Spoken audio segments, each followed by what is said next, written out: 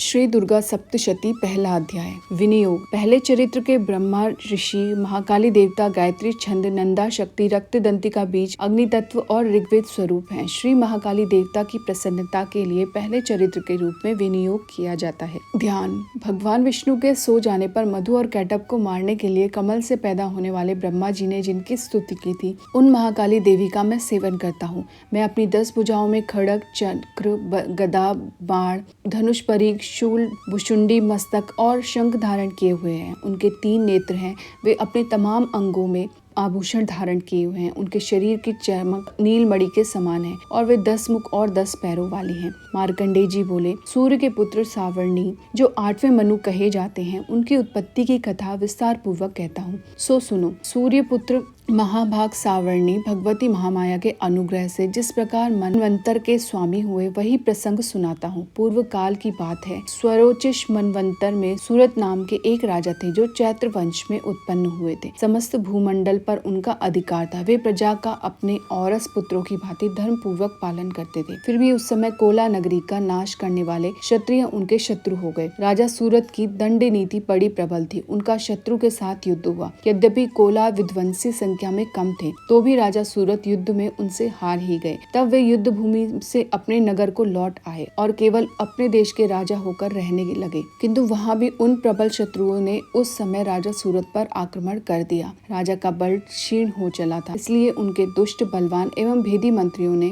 वहां उनकी राजधानी में भी राजकीय सेना और खजाने को हथिया लिया। सूरत का प्रभुत्व नष्ट हो चुका था, इसलिए वे शिकार खेलने के बहाने घोड़े पर सवार हो वहां से अकेले ही एक घने जंगल में चले गए। वहां उन्होंने ब्राह्मण श्रेष्ठ मेधा मुनि का आश्रम देखा। उस आश्रम में अनेकों हिंसक जीव परम शांत भाव से रहते थे। मुनि के बहुत से शिष्य उस वन की शोभा बढ़ा रहे थे। वहां जाने पर मुनि ने उनका आदर सत्कार किया और वे उन मुनि श्रेष्ठ के आश्रम में इधर उधर विचरते हुए कुछ काल तक वहां रहे। फिर ममता के वश होकर वे उस आश्रम में इस प्रकार चिंता करने लगे, पूर्व काल में मेरे पूर्वजों ने जिस नगर का पालन किया था, वही नगर आज मुझे रहित है। पता नहीं दुराचारी सेवक गण उसकी धर्म पूर्वक रक्षा करते हैं या नहीं। जो सदा मद की वर्षा करता था और अति बलवान था, वह मेरा प्रधान हाथी अब शत्रुओं के अधीन होकर न जाने किन भोगों को भोगता होगा। जो लोग मेरी कृपा, धन और भोजन पाने से सदा मेरे पीछे चलते थे, वे निश्चय ही अब दूसरे राजाओं का अनुसरण करते होंगे। व्यर्थ खर्च करने वाले उन लोगों के द्वारा अत्यंत कष्ट से जमा किया हुआ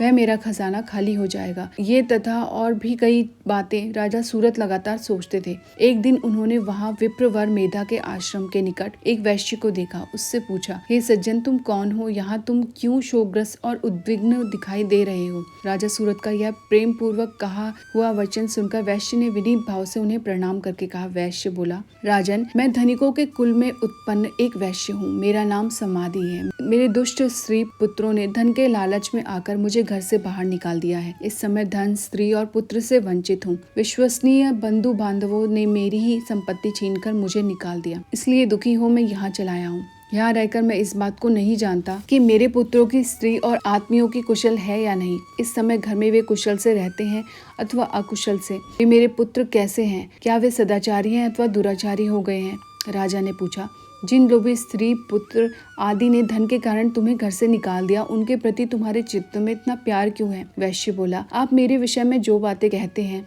वह सच है, किंतु क्या करूं, मेरा मन निष्ठुरता धारण नहीं कर सकता। जिन्होंने धन के लोभ में पड़कर पिता के प्रति श्रद्धा, पति के प्रति प्रेम और स्वजन के प्रति अनुराग को तिलांजलि दे मुझे घर से निकाल दिया है, उन्हीं के प्रति मेरे हृदय में इतनी अनुरक्ति है। हे महामते, गुणहीन बंधुओं के प्रति जो मेरा चित्त इस प्रकार प्रेम मग्न हो रहा है, यह क्या है? इस बात को मैं जानकर भी नहीं जान पाता। उनके लिए मैं लंबी सांसें ले रहा हूँ और मेरा मन अत्यंत दुखित हो रहा है। उन लोगों में प्रेम का सर्वथा अभाव है, तो भी उनके प्रति जो मेरा मन निष्ठुर नहीं हो पाता। इसके लिए क्या करूँ? मार्कंडेय जी बोले, हे ब्राह्मण, तदंतर राजाओं ने श्रेष्ठ सूरत और वह समाधि नामक वैश्य दोनों साथ साथ मुनि की सेवा में उपस्थित हुए और उनके साथ यथा योग्य न्यायानुकूल विनयपूर्ण बर्ताव करके बैठ गए। इसके बाद वैश्य और राजा ने कुछ वार्तालाप आरंभ किया। राजा ने कहा, भगवान, मैं आपसे एक बात पूछना चाहता हूँ, उसे कृपा कर बताइए। मेरा चित्त अपने वश में नहीं है, इसलिए यह बात मेरे मन को बहुत दुख देती है। मुनि श्रेष्ठ, जो राज्य मेरे हाथ से चला गया है, उसमें और उसके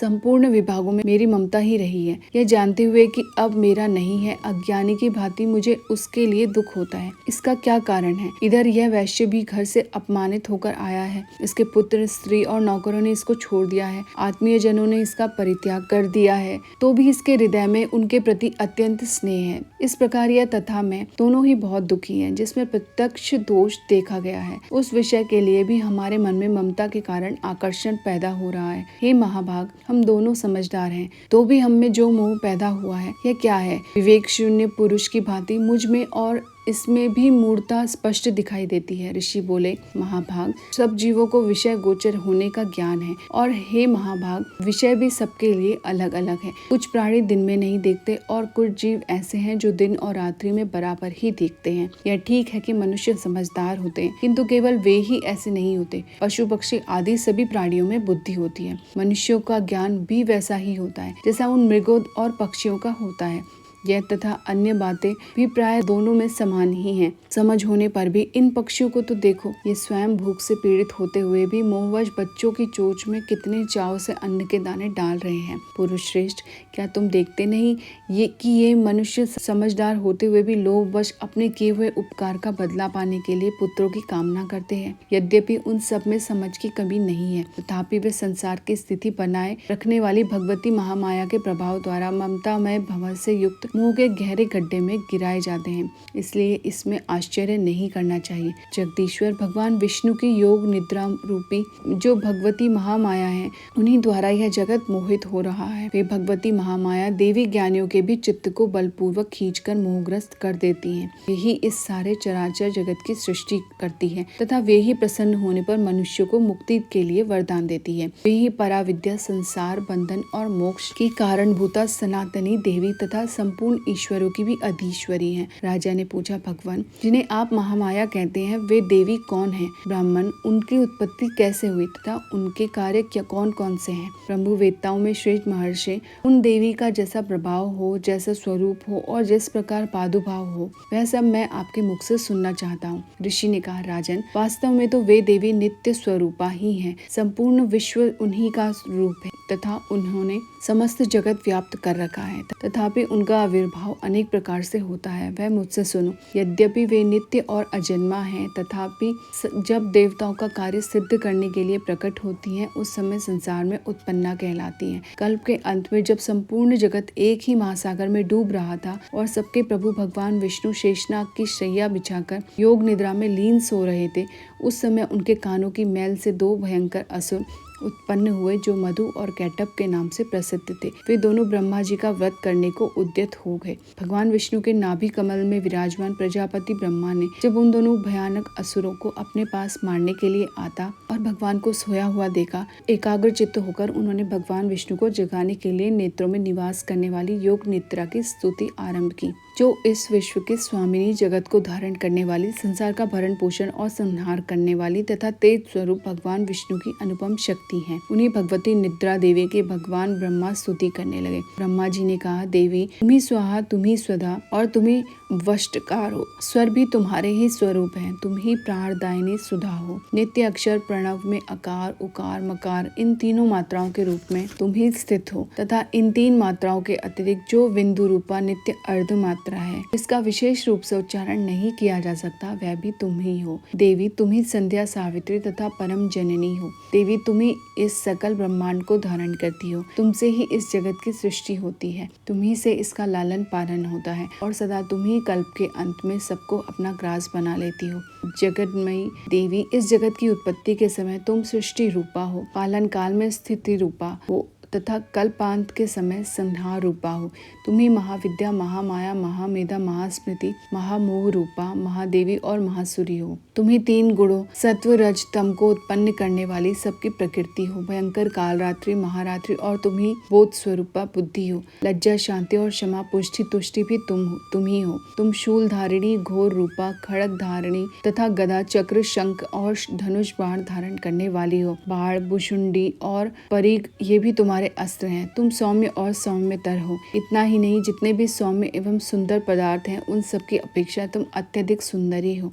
और अपर सबसे परे रहने वाली परमेश्वरी शक्ति तुम ही हो। अखिलात्मिके देवी, कहीं भी सत असत रूप जो कुछ वस्तुएं हैं उन सब की जो कुछ शक्ति है वही तुम ही हो। ऐसी अवस्था में तुम्हारी स्तुति क्या हो सकती है? जो इस जगत की सृष्टि, पालन और संहार करते हैं, उन भगवान को भी जब तुमने निद्रा के अधीन कर दिया है तो तुम्हारी स्तुति करने में यहाँ कौन समर्थ हो सकता है? मुझको, भगवान शंकर को तथा भगवान विष्णु को भी तुमने शरीर धारण कराया है, अतः तुम्हारी स्तुति करने की शक्ति किसमें है? देवी, तुम तो अपने इन उदार प्रभाव से भी विशेष स्तुत्य हो। ये जो दोनों असुर मधु और कैटभ हैं, इसको मोह में डाल दो और जगदीश्वर भगवान विष्णु को शीघ्र जगा दो। साथ ही इनके भीतर इन दोनों महान असुरों को मार डालने की बुद्धि उत्पन्न कर दो। ऋषि बोले, हे राजन, जब ब्रह्मा जी ने वहाँ मधु और कैटभ को मारने के उद्देश्य से भगवान विष्णु को जगाने के लिए तमोगुण की अधिष्ठात्री देवी योग निद्रा की इस प्रकार स्तुति की, तब वे भगवान के नेत्र, नासिका, बाहु, हृदय और वक्षस्थल से निकलकर अप्रकट जन वाले ब्रह्मा जी दृष्टि के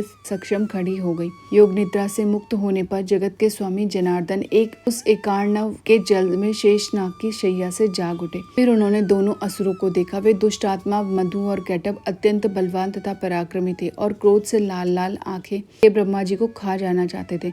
भगवान श्री हरि ने उठकर उन दोनों के साथ 5000 वर्षों तक केवल बाहु युद्ध किया। वे दोनों भी अत्यंत बल के कारण मदोन्मत्त हो रहे थे। इधर माया ने भी उन्हें मुंह में डाल रखा था। इसलिए वे भगवान विष्णु से कहने लगे, हम तुम्हारी वीरता से प्रसन्न हैं, तुम हम लोगों से किसी वर की कामना करो। श्री भगवान बोले, यदि तुम दोनों मुझ पर प्रसन्न हो तो अब मेरे हाथ से मारे जाओ। बस इतना सा ही मैंने वर मांगा है, यहाँ दूसरे किसी वर से क्या लाभ है? ऋषि ने कहा। इस प्रकार धोखे में जाने पर जब उन्होंने संपूर्ण जगत में जल ही जल देखा, तब कमल नेत्र भगवान विष्णु ने कहा, जहाँ पृथ्वी जल में डूबी हुई न हो वहीं हमारा वध करो। ऋषि बोले, तब तथास्तु कहकर शंख, चक्र और गदा धारण करने वाले भगवान ने उन दोनों के मस्तक अपनी जांघ पर रखकर चक्र से काट डाले। इसी प्रकार ये देवी महामाई ब्रह्मा जी की स्तुति करने पर स्वयं प्रकट हुई। अब आगे तुमसे उनके प्रभाव का वर्णन करता हूँ, सुनो। मधु कैटभ वध नाम पहला अध्याय समाप्त। जय मानव दुर्गे।